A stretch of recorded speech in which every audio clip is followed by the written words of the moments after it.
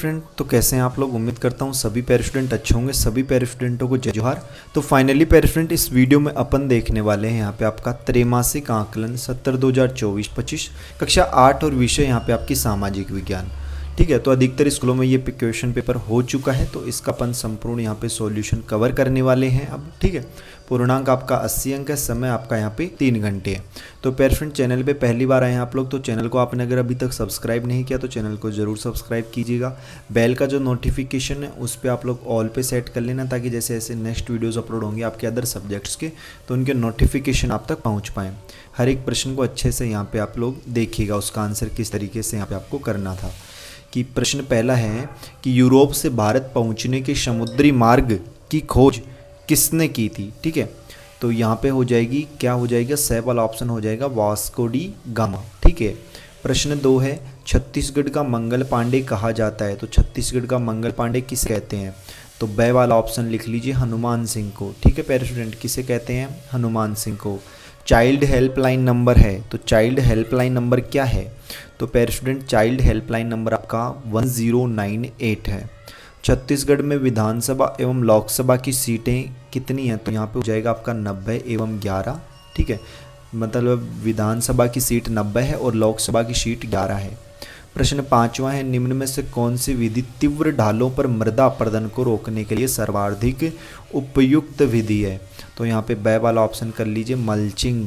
ठीक है, प्रश्न 6 है कि निम्न में से कौन विश्व में तांबे का अग्रणी उत्पादक है, तो यहाँ पे ब वाला ऑप्शन कर लीजिए, चिल्ली। ठीक है, क्या कर लोगे, चिल्ली। अगला प्रश्न देखते हैं पैरा फ्रेंड। उससे पहले पैरा फ्रेंड, अगर आप लोगों ने अभी तक चैनल को सब्सक्राइब नहीं किया तो यार चैनल को ज़रूर सब्सक्राइब कीजिएगा, जल्दी से अपने 200 के कंप्लीट हों। ठीक है, और बेल का जो नोटिफिकेशन है उस पर आप लोग ऑल पे सेट कर लेना। देखो, अति लघुत्तरीय प्रश्न है, प्रश्न क्रमांक 7वां कि आधुनिक काल की कौन कौन सी प्रमुख विशेषताएँ हैं। तो देखो, इस प्रश्न का आंसर आपको कुछ इस तरीके से यहाँ पे करना था। प्रश्न क्रमांक 7 का उत्तर क्या लिखे आपने कि आधुनिक काल की कुछ प्रमुख विशेषताएं, जैसे नवीनता, कि आधुनिक काल में नवीन आशाएं पैदा हुई और भविष्य के लिए नए सपने देखे जाने लगे। गद्य की प्रधानता, अंग्रेजों ने अपने शासन के लिए जनता की भाषा का इस्तेमाल किया, जिससे गद्य की प्रधानता रही। तीसरा है बौद्धिकता, कि आधुनिक काल में बौद्धिकता का विकास हुआ।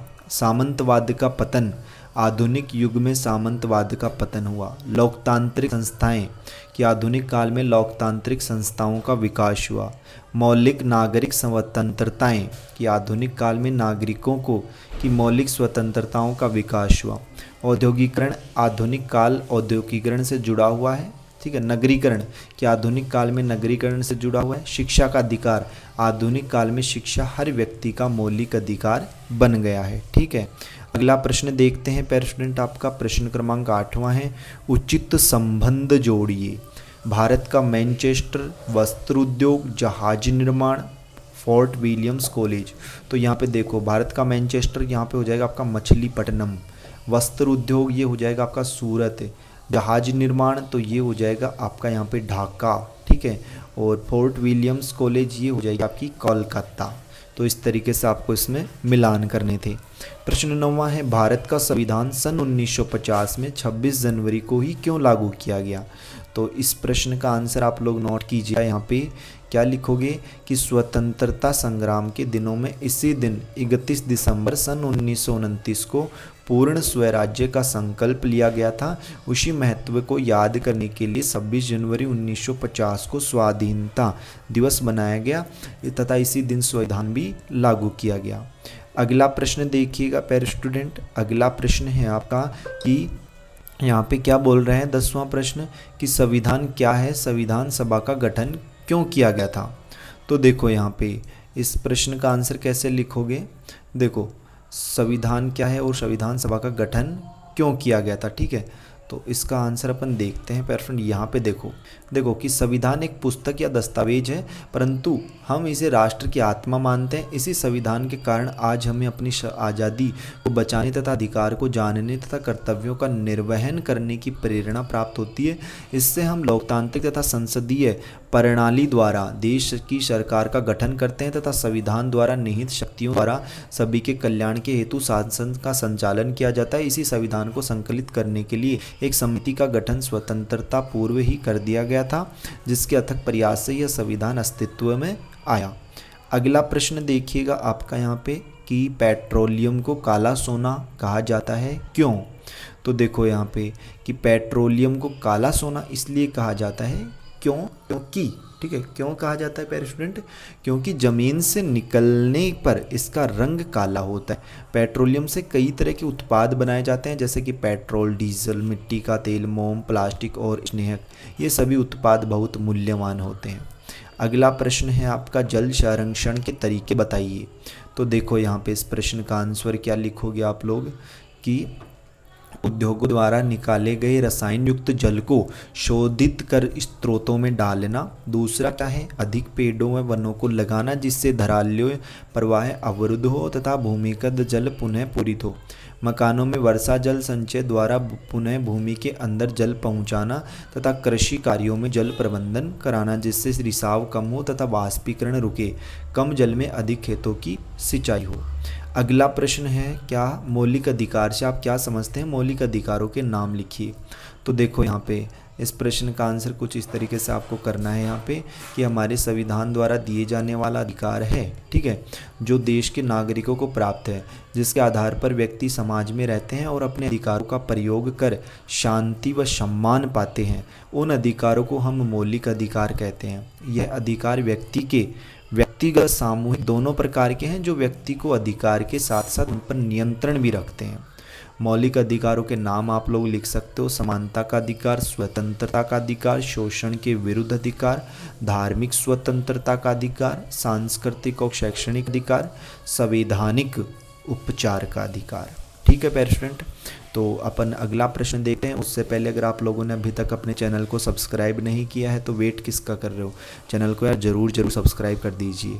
प्रश्न 14 है डलहौजी की हड़प नीति पर प्रकाश डालिए। ठीक है, तो देखो यहाँ पे तो डलहौजी की हड़प नीति देसी रियासतों के लिए अन्यायपूर्ण नीति थी, जिसके द्वारा निसंतान राजाओं के राज्यों को अंग्रेजी राज्यों में बलपूर्वक मिलाना था। उनके दत्तक पुत्रों को मान्यता नहीं देता था।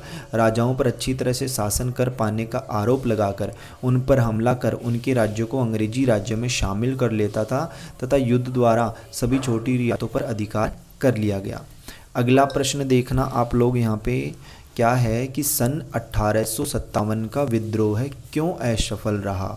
तो देखो प्यारे स्टूडेंट 15वें प्रश्न का आंसर कि सन 1857 का विद्रोह के असफल होने का प्रमुख कारण देसी रियासतों का इनमें शामिल न होना तथा किसी ऐसे नेतृत्व की कमी थी जो एक कुशल रणनीति के तहत योजनाबद्ध तरीके से इसका संचालन करे तथा आम जन, यहाँ पे लिखो आम जन में अंग्रेजों के विरुद्ध विद्रोह में शामिल होने का साहस नहीं था। अगला प्रश्न है आपका क्या 16वां प्रश्न कि राष्ट्रपति के 4 महत्वपूर्ण शक्तियों के बारे में लिखिए, या फिर इसके अथवा में है कि अगर मैं प्रधानमंत्री होता पर अपने विचार 5 वाक्यों में लिखिए।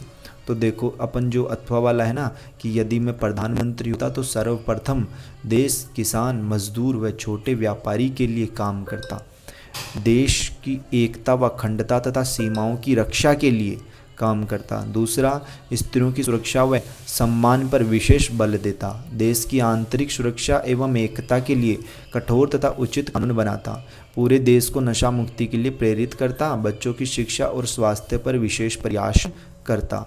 अगला प्रश्न है प्रश्न 17वां कि आप घर पर कौन कौन से तरीके से ऊर्जा बचा सकते हैं? ऐसा इसके अथवा में है कि संसाधन किसे कहते हैं? मानव निर्मित संसाधन के बारे में बताइए। तो देखो यहाँ पे कि पर्यावरण में उपलब्ध वे वस्तुएं जो हमारी आवश्यकताओं की पूर्ति करता है तथा जिसको बनाने के लिए प्रौद्योगिकी उपलब्ध है, जो आर्थिक रूप से संभव और सांस्कृतिक रूप से मान्य है, उसे संसाधन कहते हैं। उसे क्या कहते हैं? संसाधन कहते हैं, जैसे जल, वन, पशु, पक्षी, कुर्सी, टेबल इत्यादि। अगला है मानव निर्मित संसाधन वे संसाधन होते हैं जिन्हें मनुष्य प्राकृतिक चीज़ों का इस्तेमाल करके बनाते हैं। ये संसाधन हमारे जीवन के लिए उपयोगी और मूल्यवान होते हैं। मानव निर्मित संसाधनों के कुछ उदाहरण ये रहे, जैसे इमारतें, ठीक है, और मशीनें, वाहन, पुल, सड़कें इत्यादि। तो इस तरीके से पेरफ्रेंट आपको ये सॉल्यूशन करना था। उम्मीद करता हूँ सभी ने अच्छे से प्रश्न वगैरह किए होंगे एग्ज़ाम में, ठीक है। बाकी जो है आप लोग अच्छे से इन प्रश्नों को याद कर लीजिए, आपकी 6 माही एग्ज़ाम वगैरह में भी यहाँ से आ सकते हैं क्वेश्चन से 1-2। बाकी अगर डाउट है तो चैनल कमेंट बॉक्स में बताइएगा। चैनल को सब्सक्राइब नहीं किया, चैनल को यार ज़रूर सब्सक्राइब कर दीजिए। इसकी PDF आप टेलीग्राम ग्रुप में डाउनलोड कर सकते हैं, जहाँ जिसका लिंक वीडियो के डिस्क्रिप्शन बॉक्स में, या फिर टेलीग्राम पे जाना, सर्च करना Y2 पॉइंट टेलीग्राम चैनल मिलेगा, उस पर भी आपको इसकी PDF ईजिली मिल जाएगी। बाकी मिलते हैं प्यारे फ्रेंड जल्द ही अपन नेक्स्ट वीडियोज़ में होशम जोश के साथ। तब तक सभी प्यारे फ्रेंडों को बाय, धन्यवाद, टेक।